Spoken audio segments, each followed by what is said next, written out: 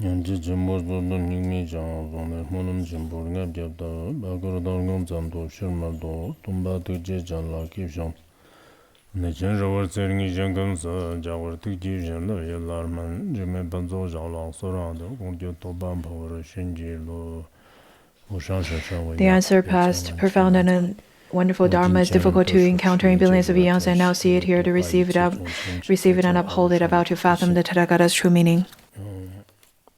昨天的传承可能还要念一点，这么吃顿上次的，这么吃顿人家爸妈给别做人的，这真看那他里的年娃大娃正宗牛梦得来就是你妈大娃呢，这么的用的，但是我是那等对你都特别听说这样子娘不当人情的事当对当准备人，这么的人情的是个当。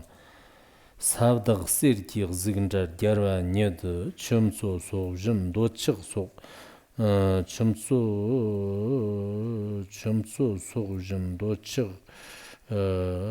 so glover nyom tagba nam dorna masto yishi kim jebe yinbar rapto jur namba kan kim chugdum ba santir kana ngiba to ten jile toba yishim jebe yinbar ton do chig dirnar pami shir dirshalan pama santin chun bapi babshir te chadagar zangdam chongba nyada zerdang jachin lechurwe nyangji shamchin gozirti joa kyapi shirna de jimit dawa nyawa jin tumg chun lechu namchurwan joa ishi gozirti manba sershir sangdi nya ten jimit nima jin Mamnim nyambi chushir tang, tamchu rona vjin za tang, shimba tang na pchari shir, dekshik jansir nyambo vjin.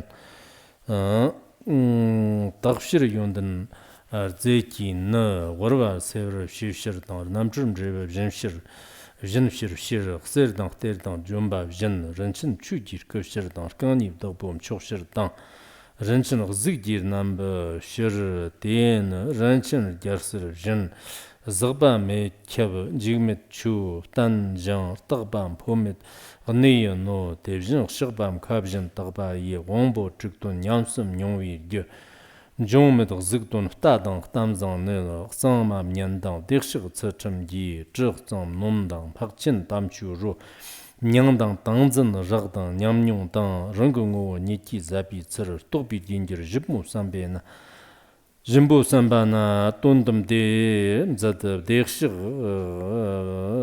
Devjin Shigban Namka Vjin de Rdimson Namdam Jar Dorna Yishir Nipo Yi Li Esundana Shisha de Jurish Gunner Zobada Chujir Gunner Jongwa Wo Namjur Chujir Katagno Namjur Chujir Katagno Namni Namchig Shisha de Zagba mevshir, kyabivshir, dima shivshir, nenida shir, nyummur, namna vakchagdan, jiba ngagshir, zagba meda, chagmet, togba mepivshir, ishi kyaba nyutun dot, khtandan jigba mepa yi, ranjin, yinuvshir, dima shi, jigme nyunab tambar tef, tansuk namgi tefsha do, jigba namjir shivshar tef, tansuk tagle dokshir ro, Nyangdang namgir chagba dang sam kyamgir powa te temet shirna tanjang tanjang stagdang pomet shibra sha jimit shirde karpo yi chuji stenyen shirna agne jirtir jimin namka na zingtong adang jadang zhi rodang zhigdang churnam na tula sobi gen star devjin kirni jibmet bi jorbe tambi wangton la Zagba mepi yondan tak kiwa yener gyunyo no Sangtan, staktan, jiva yonjong nyed rapto jibkip Tokchir namka vjin Chigmet ganda tokmet tsavrak pang Stag zon met ge sangye nima sangye chama met Rnamjir chujir katak Rangdang zhangi tonshin te rangzhan tontin te la na Sam kyabsuk yondan dan tamchidim kimbe ishi yer sangye shiksim yerman shir ishi lichin namgi nafsam kebir tobar sha chafshir tubi yerman de tondum yimshir sam chunida yenufshir chunida zabshir jikten bi gomba soki yerma yen Gangshir ziglang milong jin shibe te hungum tongma mnyong zebi kimna ga chung ga nimi zigjin tagbe kyang rkedang trashir tagba dang gba mepshir tambai ga nimi de shirna de jeba de yongzhong chuni de nepshir ro. That was the oral transmission for last class and today.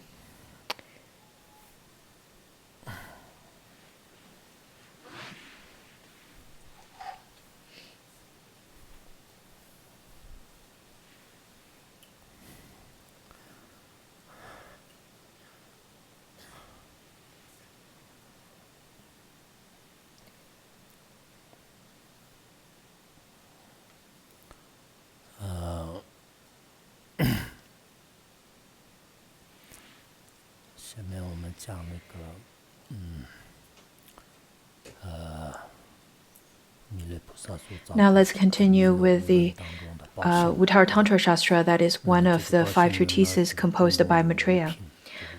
Out of this Uttaratantra Shastra, there are 5 chapters.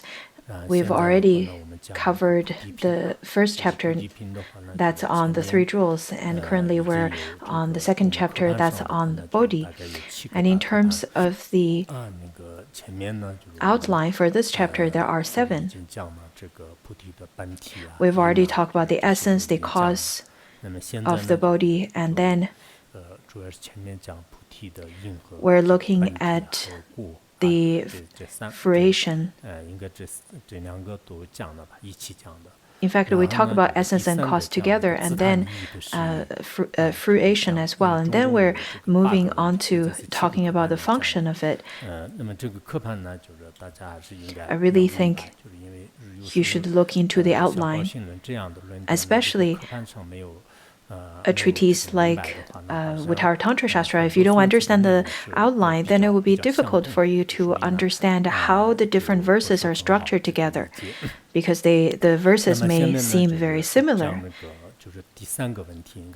Now let's look at the third outline, where in fact, the third main outline, it talks about the function which is to benefit self and the other, out of which it has the summary of the function and then the detailed explanation of the function. We have already learned that the Buddha, in fact, has the 2 bodies or 2 kayas, the Vimukti kaya and the Dharma kaya. So in the previous class, we've already learned that in the summary aspect, and today we'll move on from there and talk about the detailed explanation. I think many of our fellow Sangha members feel that the Sutra of Great Liberation is easier to understand, and people tend to get more interested in that. But in terms of Uttaratantra Shastra, it is a bit difficult to understand. That's how, in general, our Sangha member would feel. But I would say the otherwise. I think Uttaratantra Shastra, compared to the Pramana teachings and all of those teachings in those Buddhist logic treatises, I think compared to all of those, it is much easier to understand. Even compared to the fundamental verses of the Madhyamika, I think this one is still easier to understand. Therefore, you definitely need to refine your wisdom so that you can practice more, and then you can refine your wisdom, and then you can penetrate to the depth of the sutras and shastras. This is really not considered as the most difficult to understand. But for those of you who had never really engaged in study and contemplation in the systematic way, you probably would feel that this is difficult. Now let's move on to the teaching of today. in terms of the outline, it talks about the summary of the two benefits, and then talk about the summary of benefiting self and the summary of talking about benefiting others. This is in terms of the function of the body. Let's look at the two functions. In brief, the two kayas are to be understood as functions of the two primordial wisdoms, the Vimukti kaya representing perfection and Dharmakaya representing refinement. In fact, the Bodhi has many functions. Other than benefiting self and other, of course, there are many more. However, if we were to make it into a summary, if we were to condense it into one function, then that's the function of benefit. And benefiting self and other, it can be branched into these two branches.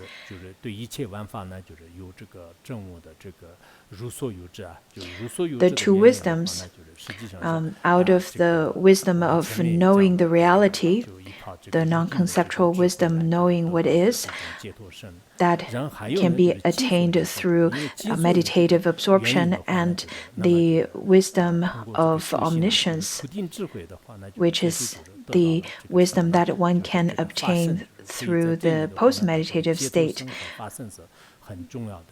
which lead to Dharmakaya, or the function of Dharmakaya. That's a wisdom can be gained through Dharmakaya. So the Vimukti kaya, that is the fruition of gaining complete freedom, and the Dharmakaya, those are the two kayas that's referring over here, and they are of the result of, or they are of the carrier, or the ones who are carrying the two wisdoms. So over here it says that since one have already eradicated all the defilements, from the eradication point of view, the abandonment point of view, one obtains this Vimuktikaya. And then from the point of view of the post-meditation, one obtains the wisdom of omniscience. All of the wisdom, all of the functions, the merits, such as the 10 powers for fearlessness and so on, those would be called the realization or the primordial wisdom. The wisdom that is of the most ultimate correspond to Dharmakaya. We usually would talk about the three kayas, the Dharmakaya, Sambhavakaya, Nirmanakaya, as well as the immovable Vajra body, or the Bodhikaya that is manifested. So there are various ways of talking about the kayas, the bodies, the forms. And in terms of the Vimukti kaya, it had already eradicated all the defilements. So Vimukti kaya refers to that aspect, the eradication aspect. And in terms of the Dharmakaya is talked about or described from the aspect of realization or primordial wisdom. Kyabsoche's commentary stated that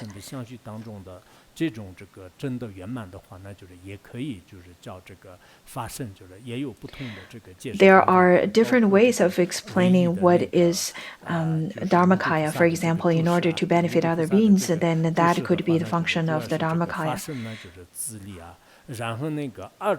And according to the Wei Dynasty's commentary, it says that the Dharmakaya is to benefit self, and Vimuktikaya is from the aspect of benefiting the others.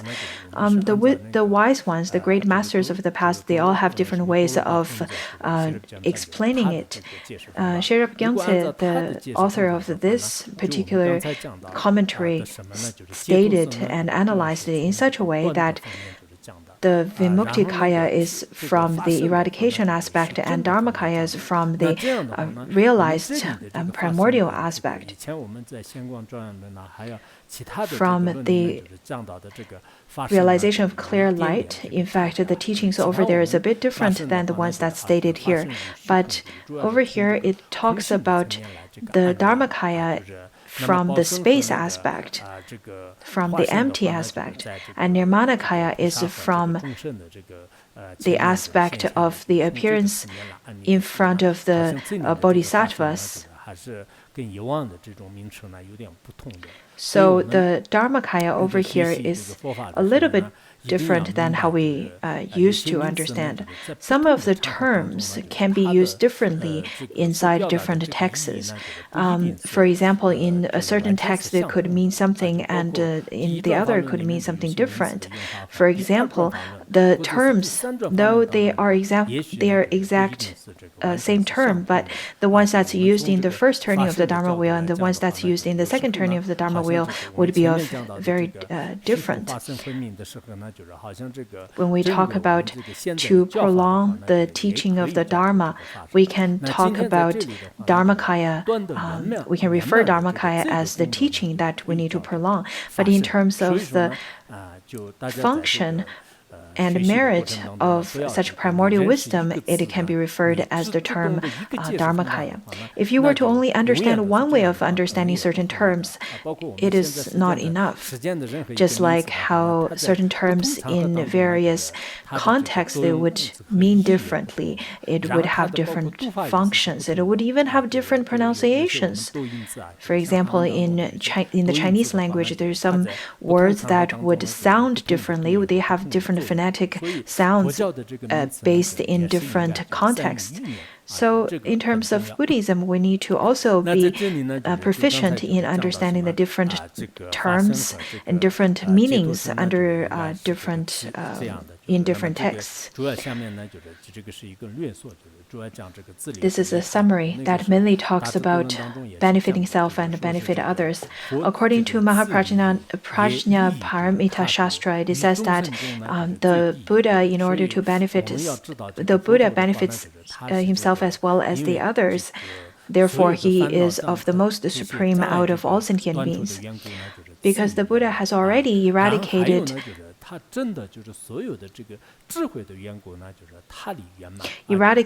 all the afflictions and obscurations. Therefore, he is of the most supreme in the completion of benefiting self. And in order to benefit sentient beings, he has already attained the realization of the primordial wisdom. Therefore, that is of the most supreme in order to benefit other beings.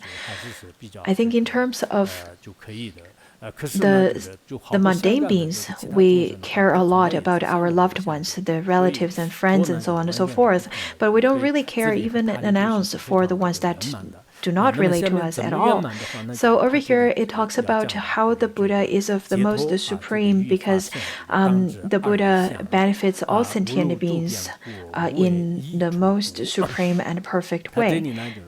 Now let's look at the verse. It says that Vimuktikaya and Dharmakaya are to be known in terms of the two aspects and a common one, and they're free from pollution and all-pervasive, uncreated, and thus embody the ground of virtue. There are the two aspects, and the two aspects would corresponding to the undefiled and all-pervasive, and then there's also one common aspect. So we'll look at this. In terms of the Chinese translation, I want you to change a few wording.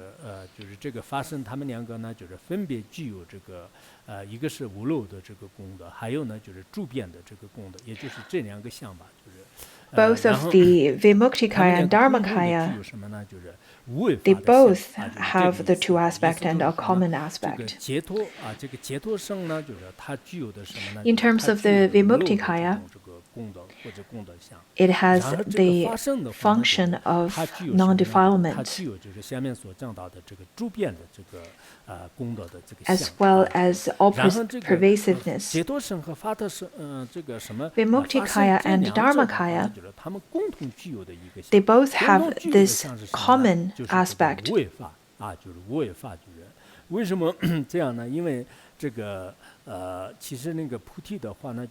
In fact, in terms of Bodhi, we've already covered that Vimuktikaya is devoid of any kinds of defilements. And in terms of the Dharmakaya, it is an embodiment of the wisdom of reality and wisdom of omniscience. So it is all-pervasive. Therefore, it refers to that in terms of Dharmakaya, it is of omniscience that knows all and all of its kind.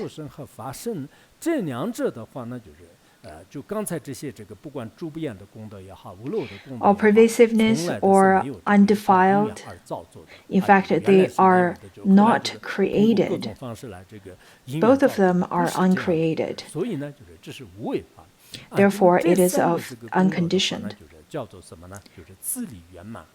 Therefore, it can be called the perfect fulfillment of the benefiting oneself. The Buddha fulfills all the benefit for oneself. Let's look at the Buddha. When we think of Buddha, we think of Sudatta, the prince.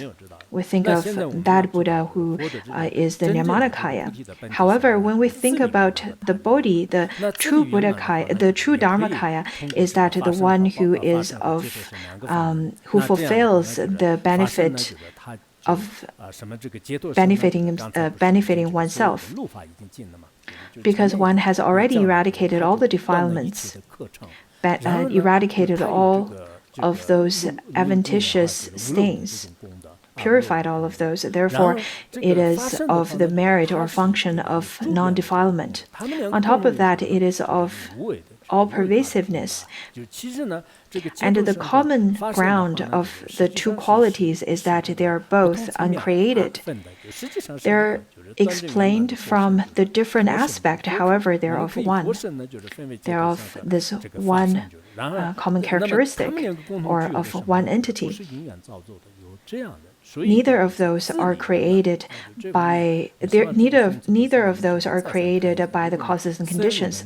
Therefore, it fulfills the benefit of benefiting self.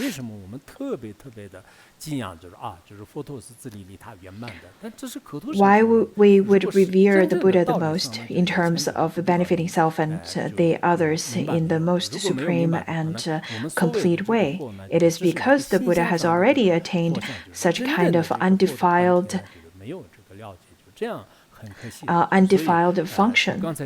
So we need to understand it from this aspect and understand the three aspects: the eradication of defilements, all pervasiveness, as well as the uncreated.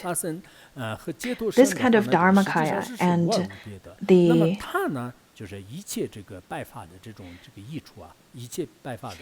this kind of the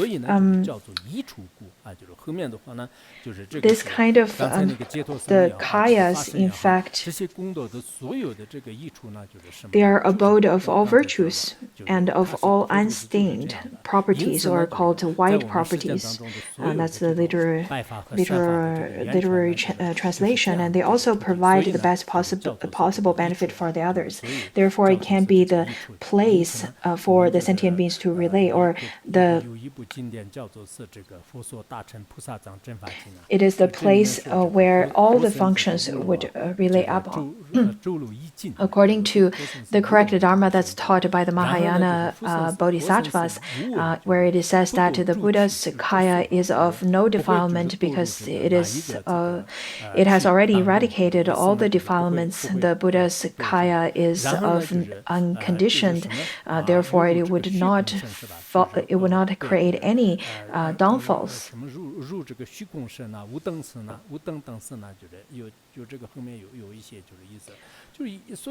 And it talks about all kinds of the kayas that could penetrate into space and various kayas.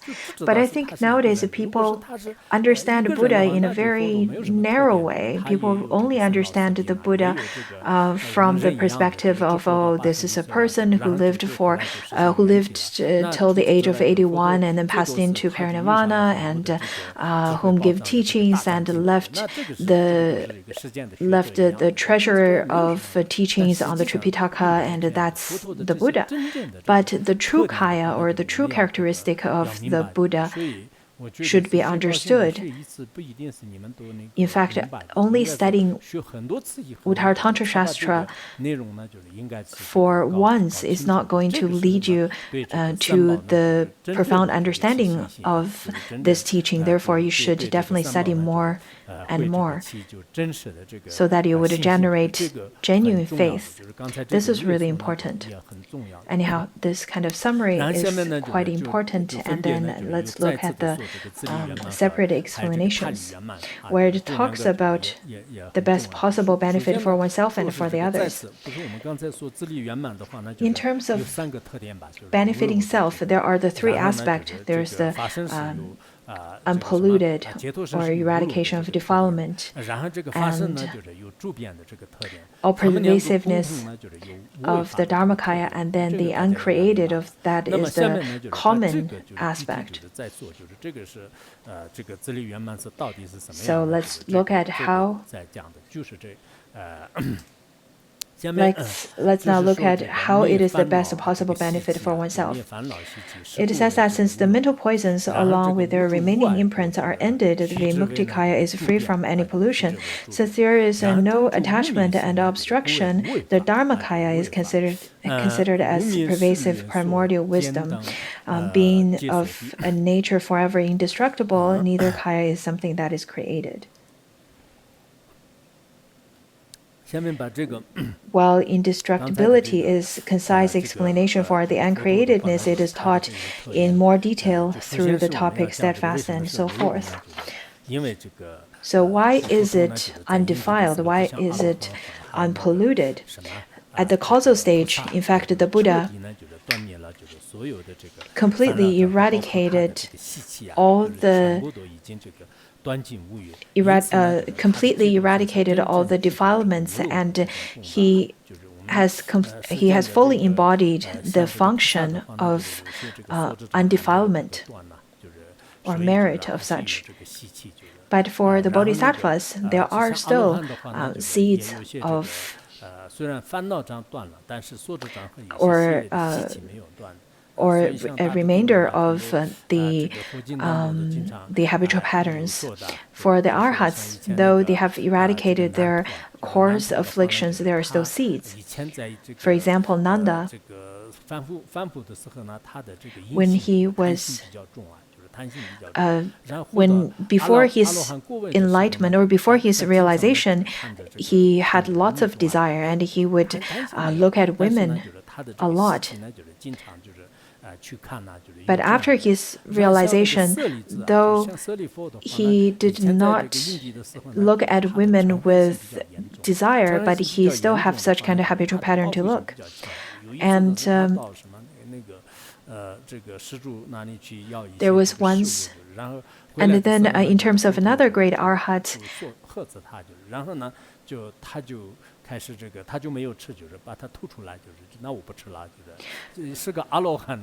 in fact, Shariputra then went to beg for alms because he had lots of vengeance or aggression in his mind. Once Buddha talked about how he shouldn't spit out the alms that he begged from the benefactors, he then spit it out and said that I would not look for alms anymore. Ananda at that time did not attain arhathood yet, and then Kashyapa at the time have not attained our arhathood yet either. The other group of arhats did not allow him to get into the group of the compilation of the Buddha's teaching after the Buddha's parinirvana. So we can see from those stories, in fact, the arhats still have not eradicated the seeds of such kind of habitual patterns yet. But the Buddha is completely different. He has already eradicated all the defilements and is completely unpolluted. Now let's look at the Dharmakaya. The Dharmakaya is unobscured. Because of the wisdom of knowing what is, or knowing the reality, and wisdom of omniscience, therefore they would have no attachment to whatever object. So in terms of knowing the nature, then they would have no attachment to whatever the object is, and because of omniscience, they have the all-pervasiveness of understanding the object. Let it be the wisdom body, the Dharmakaya.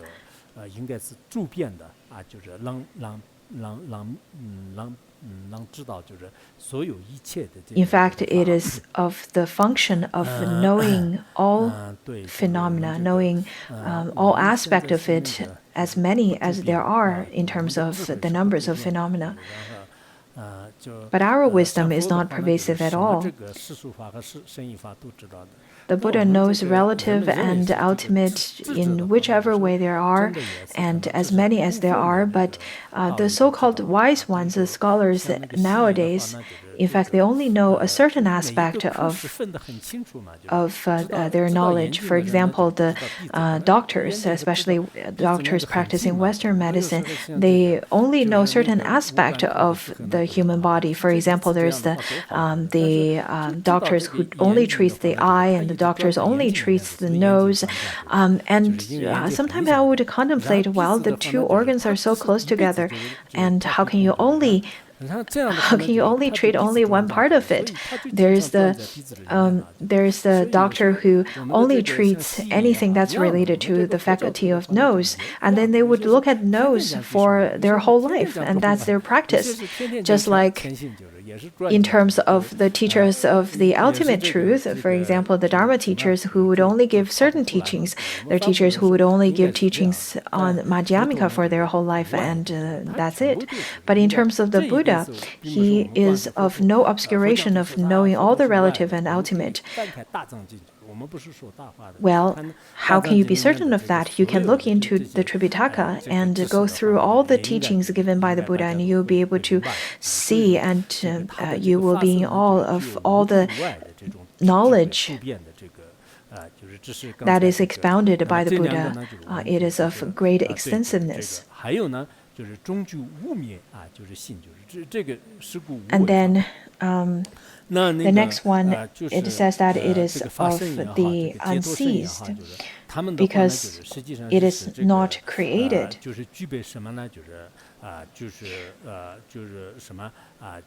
That's the common quality of the both. So both the kayas have the aspect of not being created by cause and conditions in their own right. For this reason, they are of a nature that it is forever indestructible.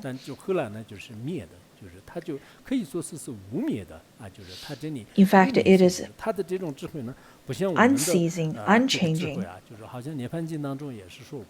According to Parinirvana Sutra, it says that the mundane beings could eradicate their afflictions temporarily. However, the Buddha could eradicate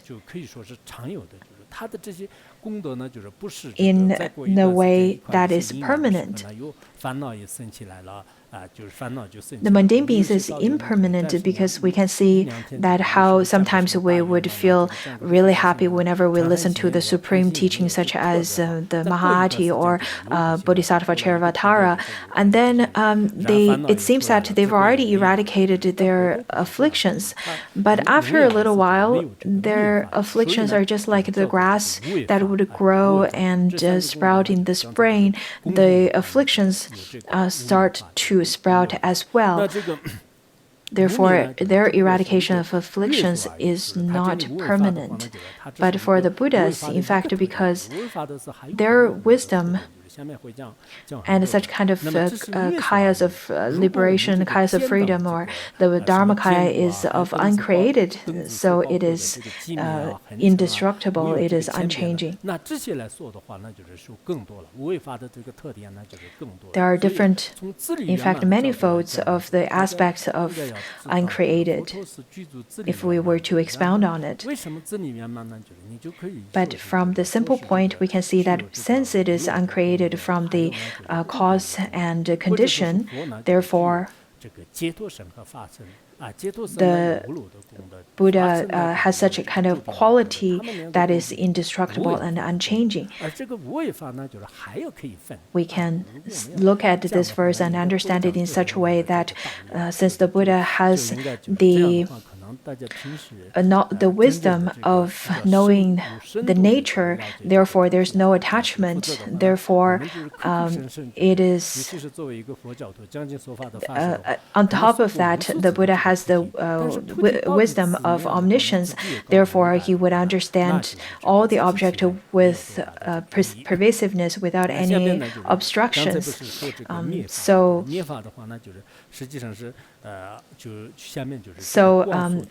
Combining the two in terms of eradication and in terms of the Dharmakaya, then we can know that it is unchanging because it is uncreated.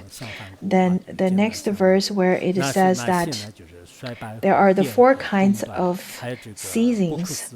So destructibility is to be understood in terms of the four aspects, since it constitutes the contrary of steadfast and so on. There are decaying, drastic change, being cut off, and transmigration, which is inconceivable, and a transformation in various ways. Since the Vimuktikaya and Dharmakaya are free from these features, they are to be known as steadfast, peaceful, permanent, and unchanging. While in terms of ceasing, the opposite for ceasing is unceasing. So contrary to being steadfast, they are not stable. Then that is considered as a type of ceasing as well. Contrary to being peace, they are unpeaceful. That is also considered as a form of ceasing. And then, contrary to being permanent, they're impermanent, also ceasing. And contrary to being unchanging, they are subject to manifold changes, also another form of ceasing. But because it is of the function of, it is of the nature of uncreated, therefore it does not cease.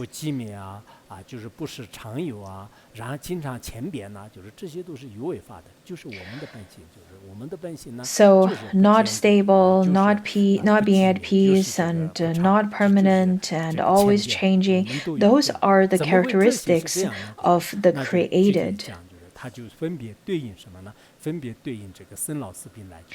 How could these four properties correspond with old, sickness, birth, and death? Let's look at it. In terms of reaching the point that anything are fully ripened, all compounded things become rotten and rotten and old. It is a process of aging, which is equivalent to the property of decaying. we can see that how each of us would decay, each of us would age. This is the first aspect that would relate to the not stable. And then the second aspect is the element to undergo a total change. This is the aspect of sickness. So the sickness then refer to the contrary of peace. And then the next one, which consists of the suffering, in fact, they talk about how the sentient beings, for example, would take different existence. For example, this time you take the existence or the form of a human being, maybe next time you take the form of animal or something else in the six realms. And after the previous existence is cut and following the following one is achieved, this aspect of being born. There are different types of manifestations of birth. For example, there are the inconceivable birth, inconceivable body of consciousness, where they can travel around or roam about without a particular physical form in such a way. Or the other one, talking about how human beings could take different types of rebirth. Recently, there's a student who committed suicide or not, and it's been stirring up a lot of conversation within social media in China. So we can see that in terms of death, also in terms of, for example, another form of in terms of death that's happening in India right now, many people died in India due to the mutation of the virus, and same as Brazil. And because of the constant mutation of the virus, it seems that there's a lot of uncertainty about whether the vaccination would be able to work with such mutation. Nowadays, the virus from India has spread to the countries that it's bordering with, such as Nepal. Especially Nepal doesn't have any good medical service or good hospitals, so the pandemic over there in Nepal is also getting worse. It's hard to say how changes is going to happen. Therefore, over here it talks about the process of dying. That is ever changing. Let it be steadfast, not stable or unpeaceful or impermanent, and in manifolds of changes.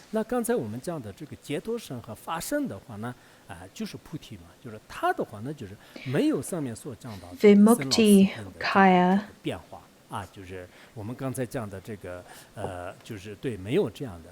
does not have any of the four aspects of destruction. For this reason, it can be called, it is steadfast. It is free from sickness, therefore it can be called peace. It is not. It doesn't have any cutoff, and it will not be reborn. Therefore, it is called permanent, and it doesn't have the manifold changes. Therefore, it is unchanging.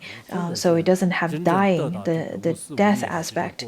Well, if you want to attain such kind of realization of no birth and no death, this is really wonderful. Many people would wonder, well, what is it exactly? How can I understand it?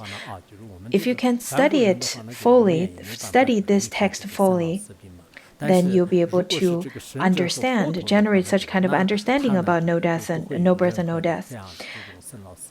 The Buddha would not suffer from any kinds of characteristics or appearance of birth and death. The Buddha's nature does not have any birth or death. There were many similes taught. For example, the moon. The moon, sometimes it is in a waxing moon, sometimes it's a waning moon. Sometimes it's in a crescent shape, sometimes it's a full circle. But the Buddha is of no changing of those.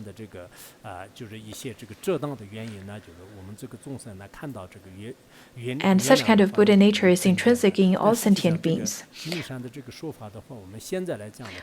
According to Abhidharma, it says that the sentient beings are covered by Mount Sumeru. Therefore, we perceive the moon's changing from the shape of crescent to the full sphere. However, the property of being a sphere of the moon has never really changed. It is simply the change of angles. According to Avatamsaka Sutra, where it says that the Buddha, in fact, would manifest the birth, old age, sickness, and death, all such kind of sufferings. However, the Buddha would abide at a place where it is permanent. But in order to comply with the world, the Buddha would manifest in such a way. But the true nature of Buddhahood is as pure as the space.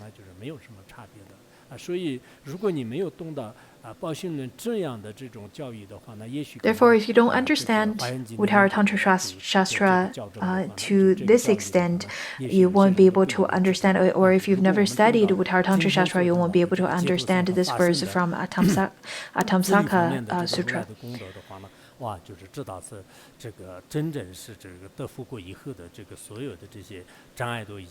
All the afflictions would be purified, and all the wisdom will be reviewed at this stage of Buddhahood. So over here it talks about the perfect perfect self-benefiting.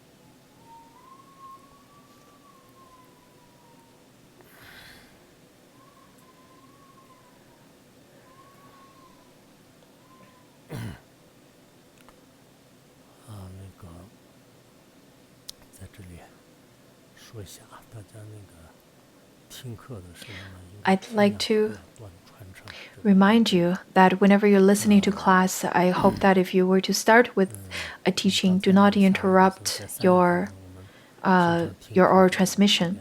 When I came down, I met a lama I knew at the Samye Stupa that's over there.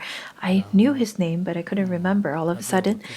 Anyhow, he received lots of teachings from me, and I asked him, how many teachings have you received from me, or how long have you listened to my teaching? He said 10 years. I've never interrupted even one class, and I think that's really quite wonderful. He also listens to the class from the Tibetan lamas, or in the sectors of the Tibetan lamas. And he said that he asked me whether I will give the teachings during the spring break. If I were to give teachings, then he won't get a chance to take a spring break. But I think if I do give teachings, he would still choose my teachings over taking a spring break. let it be the Tibetan lamas, jomos, or the other fellow practitioners, our fellow Sangha members, I think it is wonderful for you to attend classes like this. 10 years in one's life, it is considered, you can consider it as long, or it doesn't seem too long either.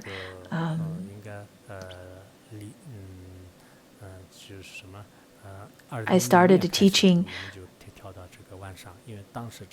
in the evening back in 2010 because of the then situation.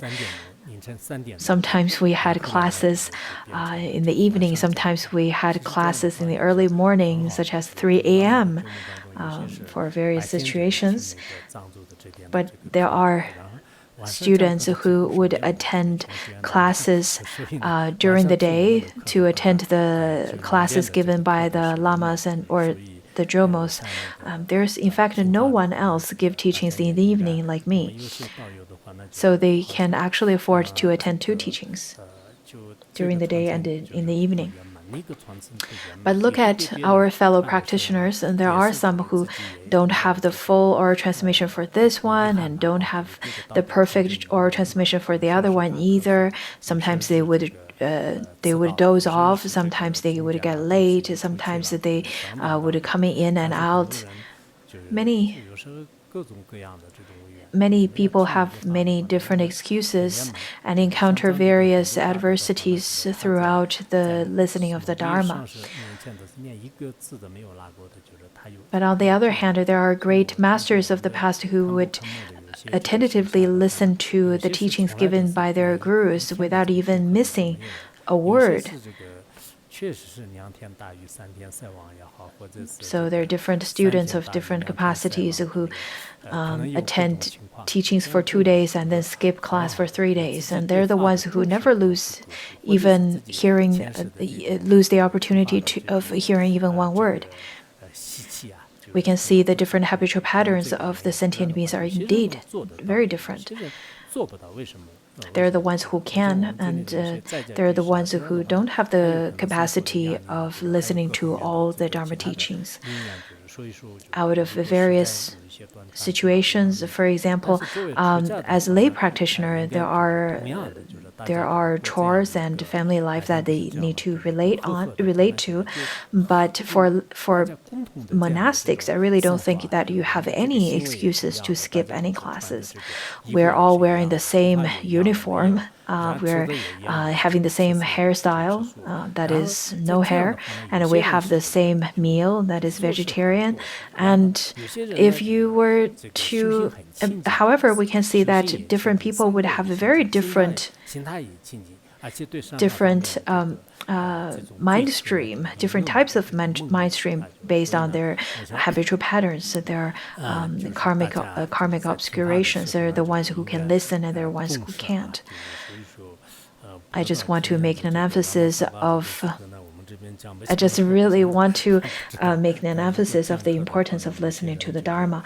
I'm not quite sure yet if I will give the teachings during the spring break of the lamas and jomos. Well, if you really couldn't go, if I will give teachings, you can take a break during the day and still come back and listen to classes in the evening.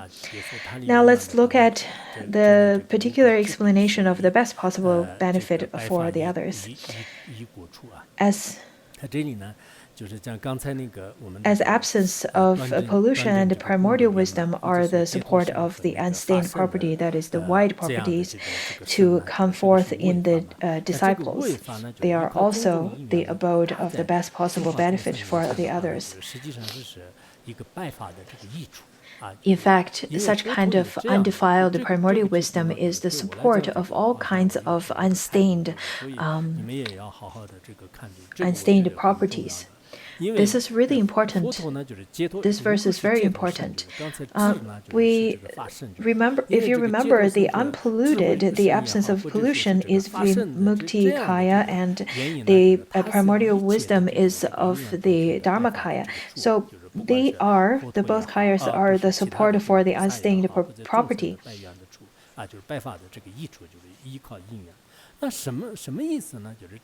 Well, what does it mean? The Maitreya Bodhisattva then used a metaphor to give us an understanding. So he said that space is not a cause, and yet the cause for all visible things to be seen, for sound, odor, flavor, touch, and phenomena to be heard, and so on. Just so they cause the unstained qualities to arise and object is sensed by those whose vision is stable by junction with the unveiled seeing of the two kayas. Over here it talks about benefiting the others. In terms of the unconditioned, it is of the source of benefiting the others. How is it so? How is it the unconditioned could be the source of benefiting the others? Let's look at the space. The space does not create the eye, ear, nose, and the tongue, or the form and odor and the sound. They're not the characteristic of the space, and the space doesn't give birth to all of them. However, in order to see the form, hear the sound, and smell any odor, any fragrance, and so on,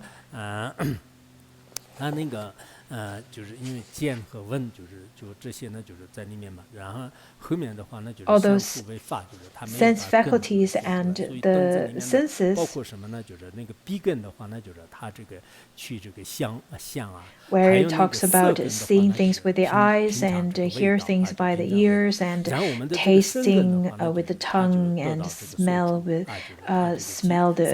odor and all of those, as well as the touch to be felt by the body and for the phenomena to be thought by the mind. In fact, in the same way, the space provides the prerequisite and opportunity for all of those to be seen and sensed by the faculties.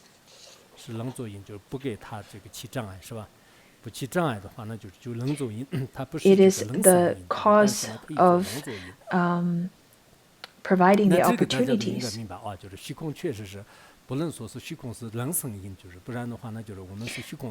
You cannot say that the space would provide the cause for birth, but you can, or arising, but you can say that it provides provides such prerequisites and opportunity.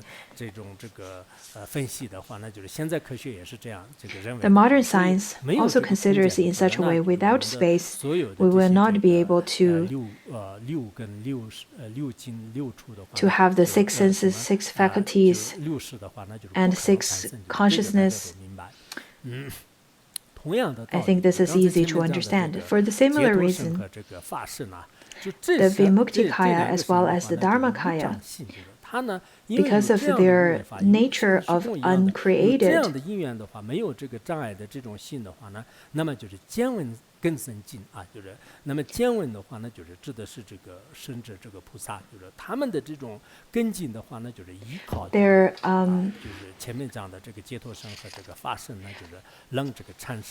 in fact, the two kayas could provide such kind of a property for such kind of support to the sentient beings, unstained, or support for unstained properties. For example, in order to see the pure form, in order to hear the undefiled sound of that is the Dharma, in order to smell the supreme fragrance that is the morality, and taste the nectar of the Dharma. At first, tasting the nectar of the Dharma, I was a little bit confused. I wasn't sure why is it tasting. In fact, later after I contemplated upon it, the undefiled taste can taste the genuine taste of the nectar of the Dharma. It can then feel the peaceful and the peaceful and blissful experience of meditation.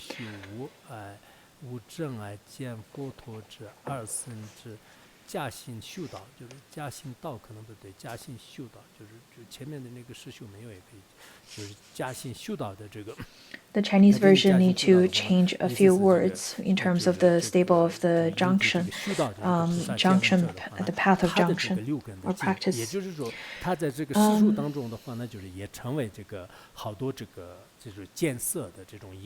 So these two kayas could provide such opportunities for, or as the cause to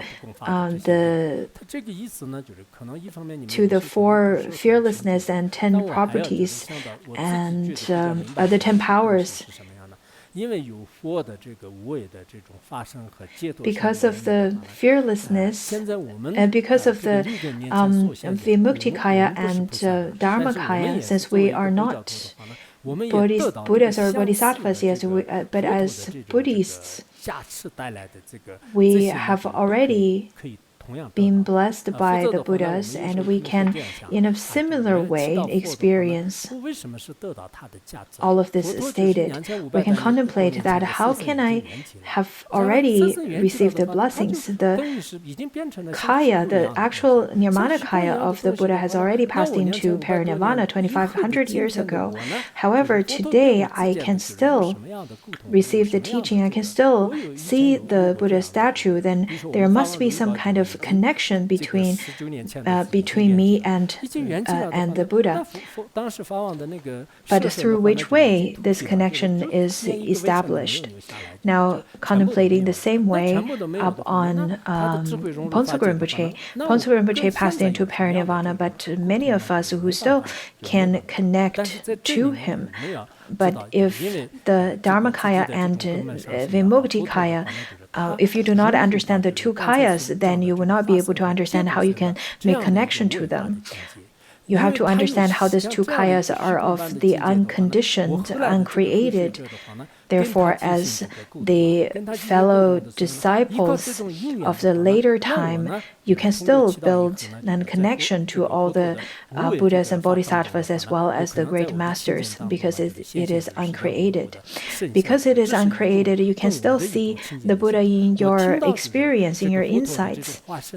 You can still hear the voice of the Nirmanakaya or the manifestation of the Buddha, the sound of the Dharma teachings, and you can still see the form of the Buddha. You can still taste the nectar like Dharma, and you can still receive the blessings that's bestowed by the Buddha so that you can abide in meditative absorption.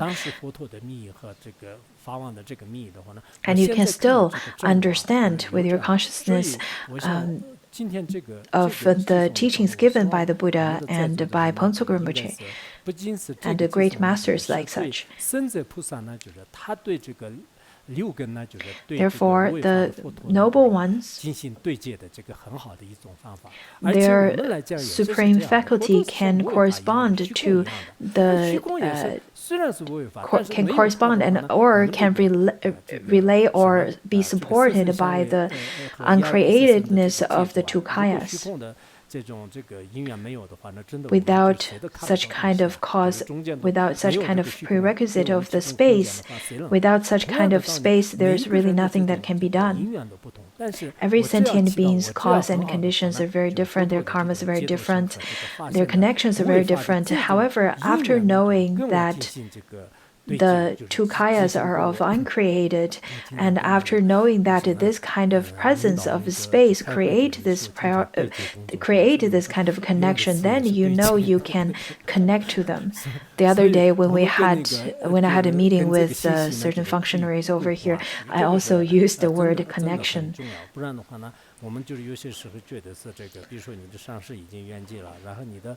In this way, you will be able to understand how the bodhisattvas that you cannot see, the Buddhas that has already passed into parinirvana, and the great masters who are already perished from this world, then you can still build connections to them because the space is uncreated, and by this power we can make connection to them. It is of the condition that we all need to rely on.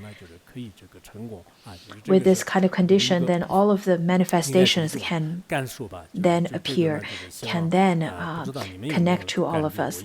Do you now have a feeling about it? Do you have a certain experience of it?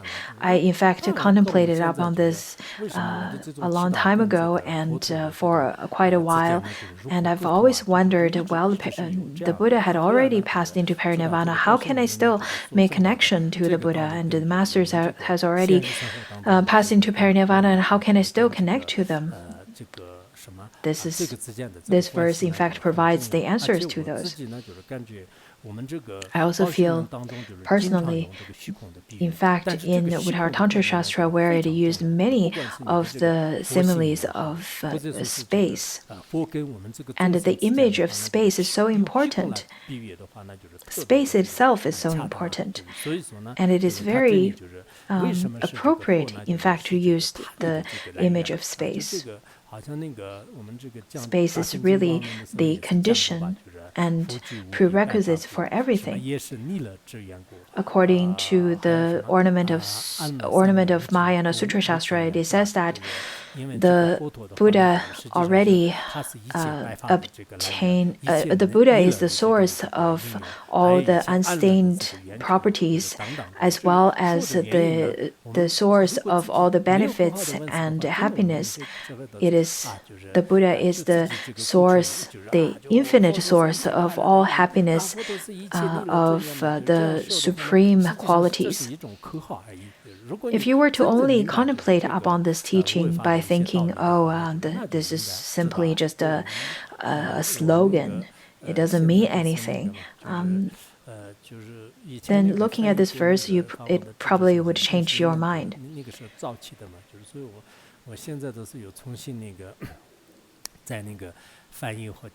I'm currently revising my previous translation. In fact, I feel that during revising of the translation, I felt tremendous blessings from Mipa Rinpoche and Ponsok Rinpoche. But it is hard to express. It's hard to express and explain why and how this blessing is bestowed, because their forms, their bodies have already perished. But how can we still receive their blessings? Though we are not noble ones, we cannot perceive the two kayas in such a way, but we can, in a relative way, have some similar experience to it, and we can similarly understand how we can receive the benefits and blessings from the Buddhas and Bodhisattvas. Therefore, over here it talks about the support and the benefits for the others. The Buddhas would provide such kind of blessings and benefits to the Bodhisattvas as well, but the Bodhisattvas are not the focus group for such kind of benefits, so to speak, but the mundane beings are. But as mundane beings, if you were to think that, well, what does this perfect enlightenment or this kind of perfect eradication and then the primordial wisdom has anything to do with me? What does all those qualities have anything to do with me? Those are just simple myth that's been taught in India. There's some philosophy, some philosophical teachings. It doesn't have any intrinsical meanings to me. Well, that is completely wrong, because this is how the teaching and how the Buddha and the Bodhisattvas could grant the blessings to all of us, because it is uncreated. It's just like the space, how it provides the prerequisites for us. So this is my way of understanding. I'm not sure if this is taught before in such a way, but this is my personal insights. Now let's look at the different kinds of merits from the different aspects.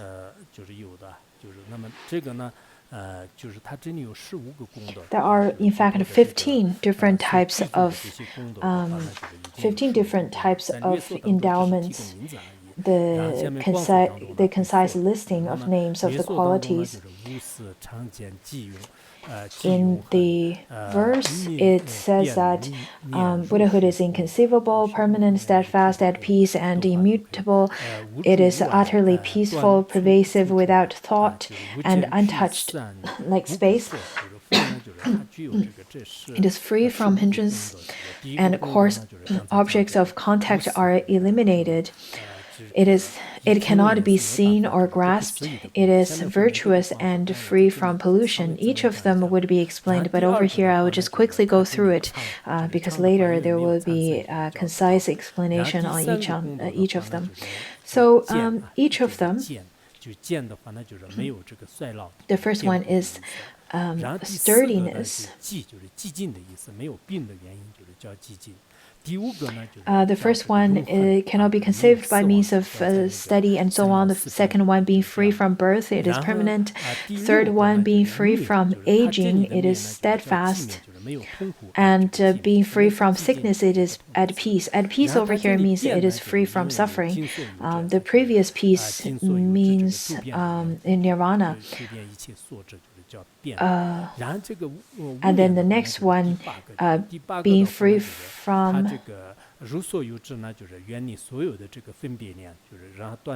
Excuse me. The fourth one is being free from sickness. It is at peace.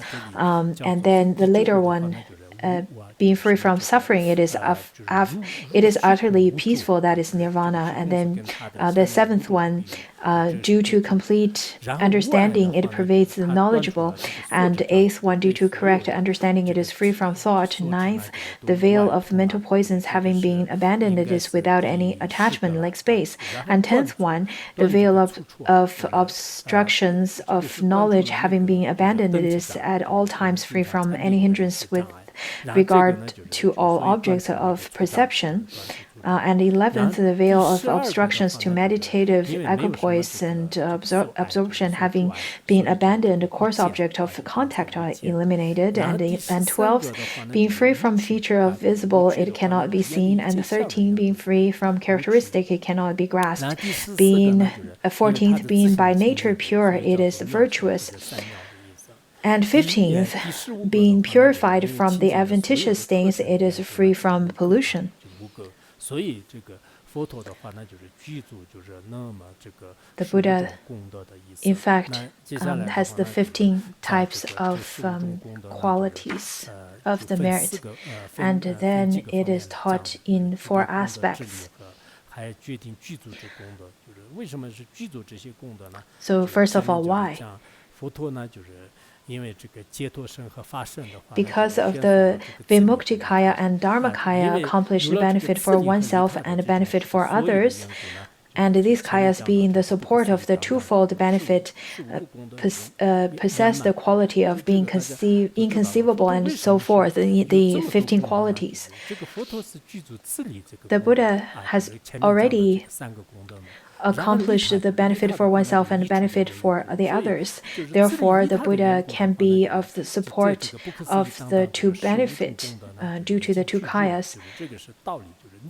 This is the reason that is stated over here, why we don't have this and why the Buddha has it. If you have not even fully accomplished either one of the kayas, how can you benefit the sentient beings? How can you benefit the sentient beings with the 15 qualities? Let's move on just for maybe a little bit more. 下面那个决定这些功德的话呢，就是光速成圣之理由和还有那个解锁后面的理由，就是解锁后面的理由当中的话呢 definition of the qualities and then explanation of the reason why they're deep and why they're inconceivable, why they're pure. So there are the 4 aspects of, in fact, the 4 categories rather of the 15 qualities.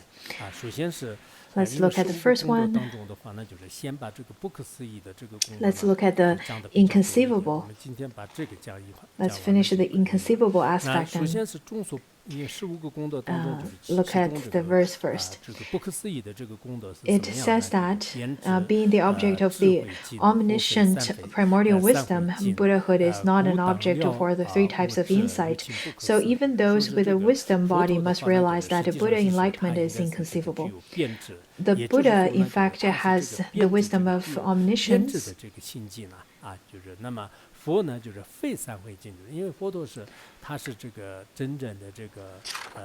And such kind of wisdom is not perceived through the three wisdoms, the three types of discriminative wisdom. Other than the Buddha, other than Buddha enlightenment, no one else will be able to know what this kind of Buddha enlightenment is. For example, Shakyamuni Buddha and would know how many of the merits that is intrinsically existent in Amitabha, and the medicine Buddha would know that of the Shakyamuni Buddha. Other than the Buddha, there is no one else know how to praise the qualities of the Buddha.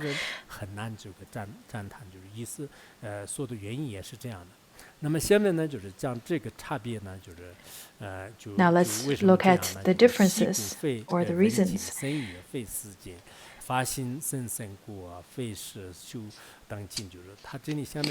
Being subtle, it is not an object for study. Being absolute, it cannot be reflected upon. Dharma is deep, hence it is not an object for any of the worldly meditation and so on.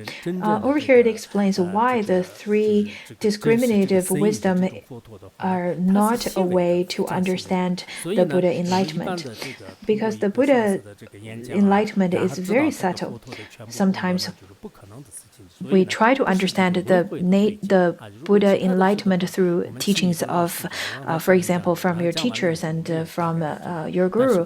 We can only understand it from a very partial way, but we cannot understand the full quality of the Buddha's enlightenment, as such kind of enlightenment is of great subtlety.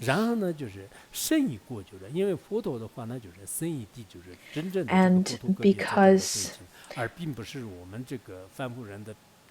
the Buddha enlightenment is of the ultimate truth, and therefore it cannot be understood through the wisdom that is generated through contemplation.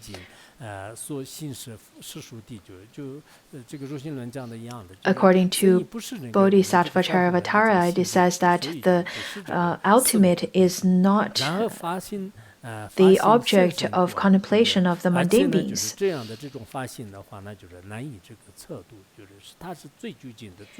The Buddha enlightenment is of the most ultimate truth and is of the most ultimate subtlety, so it is not something that, as mundane beings, that we can understand through the wisdom that is generated from contemplation. The Buddha also stated that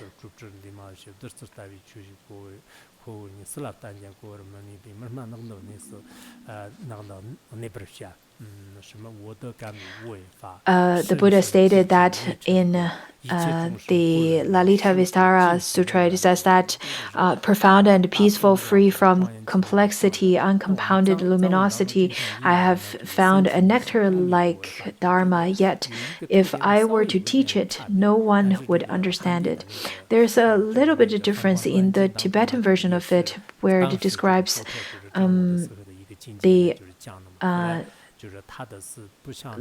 where it has a little bit of difference in terms of describing the quality of such kind of nectar-like Dharma, but in general it is similar.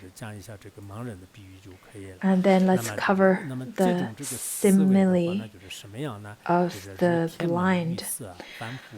Why is it hard to realize? Just like the blind with regard to the visible, the children have never seen it before. Even noble ones see it as infants would glimpse the sun from within the house where they are born. In fact, for the blind ones, the blind ones who were born blind, who had never seen anything since birth. They would have no possibility of seeing anything at all.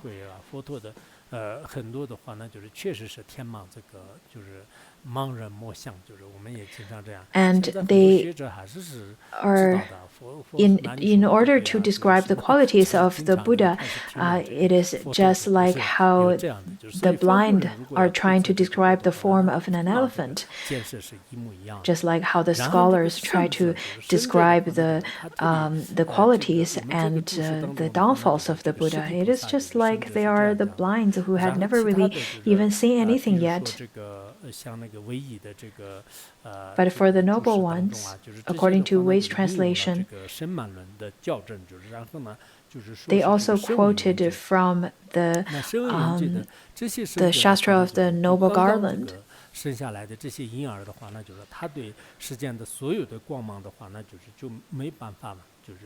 The noble ones over here refers to the infants. The infants who were born between the time of 1 month to 4 months of age, they in fact would not have the ability to differentiate the different colors. That's according to modern science. And around the 5th month and 6th month, they would start to differentiate various kinds of colors, and their faculty would slowly mature and starting to see the various spectrums of color. So some of the mothers would not show the infants sunlight. And I remember that my mother would tell me, do not take the baby outside to be exposed to sunlight, otherwise it's not good for the eyes. In fact, the noble ones, even the bodhisattvas, are just like the babies who can't perceive the full spectrum of the sunlight. As mundane beings, we cannot even have any glimpse. We're just like the blind ones. According to Nagarjuna, he said that we can only understand the Buddha's qualities through the teachings, and other than that, there is no way for us to understand it. It also says that the quality of the Buddha's enlightenment cannot be known by the mundane beings, cannot be understood by the mundane beings. We can only understand it through the teachings, really. Other than that, there's nothing else that we can do. When we reach to the level of Maitreya Bodhisattva or Manjushri, then we will be able to understand fully of the Buddha's quality. Okay, we should stop here today.